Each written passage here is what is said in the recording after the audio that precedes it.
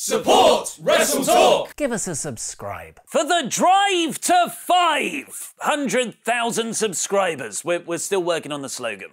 Hello and welcome to the Wrestle Talk News. I'm Ollie Davis. What does Sting, Kurt Angle, Team 3D, Jeff Jarrett, Earl Hebner and Gail Kim all have in common? Apart from all working in wrestling and at one time or another being in WWE and all leaving TNA over the last few years. Okay, this is not the best way to start off this story. Let me put it another way. What does Sting, Angle, Team 3D, Double J, the guy who screwed Bret Hart and Kim all have in common that nobody else will potentially ever have? They are all inductees into the semi-prestigious TNA Impact Global Force Wrestling Hall of Fame, which, according to the Wrestling Observer newsletter, has closed its fictitious doors. The concept began in 2012 with the inaugural induction of Sting, who would leave the company 2 years later. 2013 had current Raw General Manager Angle, who left the company 3 years later, and then Team 3D,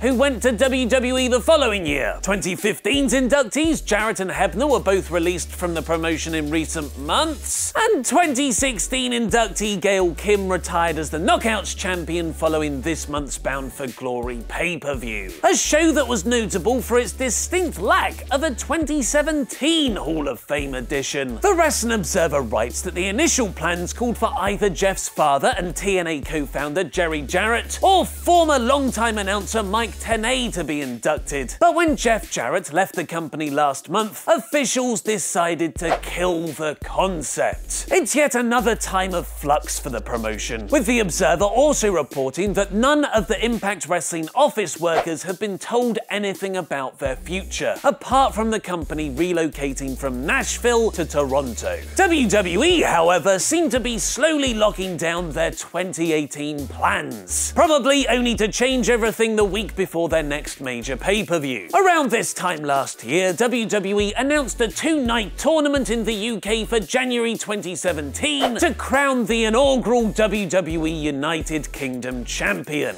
This was to be followed by a weekly UK-based WWE show, but almost a year later, there's been no definitive launch date for the series. The Observer is reporting, though, that WWE indicated to some of their UK wrestlers they were looking at doing the weekly UK television show starting early next year, and are starting once again to book some buildings as placeholders in case the television deal comes through. Triple H spoke on the delayed UK show in yesterday's NXT TakeOver War Games media call, revealing WWE are putting together stuff in the UK. By stuff, I mean television shows, WWE live events. But making what we do takes some time. I would have loved for this to have happened quicker and sooner, but things are where they are, right? But with WWE potentially adding the UK show soon, they also seem to be taking away US ones, with the company reportedly doing fewer pay-per-views in 2018. Since the brand split in 2016, WWE have roughly had a big show every 3 weeks, with 6 for Raw, 6 for SmackDown, and 4 dual-branded events this year. After Survivor Series this Sunday, there's only the SmackDown-branded Clash of Champions in December, closing 2017 with 16 pay-per-views in total. For the first third of 2018, though, WWE will only run 1 pay-per-view a month, with the Royal Rumble in January, the next Raw show not until February, and probably a SmackDown event in March ahead of April's WrestleMania. Hopefully, another big part of WWE's 2018 plans is the revival, as the Wrestling Observer is reporting Scott Dawson looks to be returning from injury in mid-December. The standout NXT team have had a start-stop run since their call-up on this year's post-WrestleMania Raw, with Dash Wilder fracturing his jaw just 2 weeks after their main roster debut. They finally returned to TV, feuding with the Hardy Boys in July, but then Dawson found himself out with a bicep injury the following month. Who has heat backstage on SmackDown? And which ex-WWE star has teased their return? Click the videos to the left to find out, press subscribe, and support Wrestle Talk. Order issue 1 of the Wrestle Talk magazine now. I've been Ollie Davis, and that